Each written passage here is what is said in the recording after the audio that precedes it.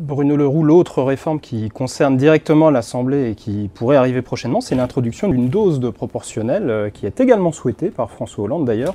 Vous-même, vous avez émis ces derniers jours des réserves sur cette dose de proportionnelle. Pourquoi? Est-ce que c'est une mauvaise idée d'avoir une Assemblée plus représentative tel que vous le décrivez, on ne peut qu'être d'accord. L'Assemblée nationale exclut aujourd'hui par le mode de scrutin qui est le sien des courants qui pourtant représentent bon nombre, plusieurs centaines de milliers de nos concitoyens. Et donc il faut très certainement revoir cela. C'est pour ça que nous avons dit introduction d'une part de proportionnel. Et moi en même temps je suis très attaché à ce que les Français ne soient pas trompés lors d'une élection et notamment lors d'une élection législative. Et quand ils donnent une majorité au pays, il faut que cette majorité puisse prendre ses responsabilités.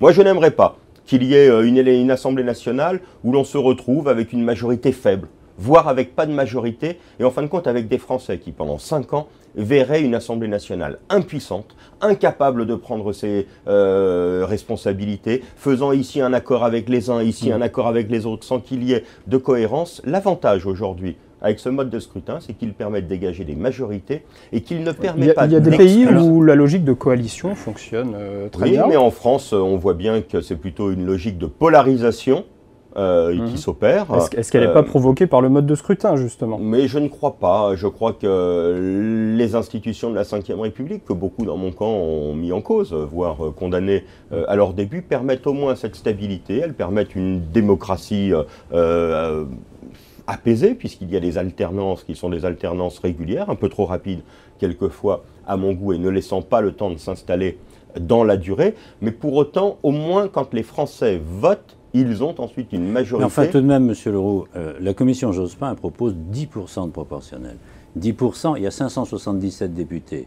Ça fait 58 députés à répartir à la proportionnelle. L'essentiel, c'est pour l'UMP et pour le PS. Il va rester des miettes pour les petits partis. Est-ce que ce n'est pas une proportionnelle? Si on est à 10%, est-ce que ce n'est pas une fausse proportionnelle? Non, parce que c'est une proposition, celle que fait Lionel Jospin, qui est l'introduction d'une proportionnelle qui permet quand même de maintenir la stabilité, c'est-à-dire de faire en sorte que la majorité est la majorité. Et donc, si c'était le cas avec cette proposition, cela remplirait les deux objectifs que l'on peut souhaiter pour une réforme.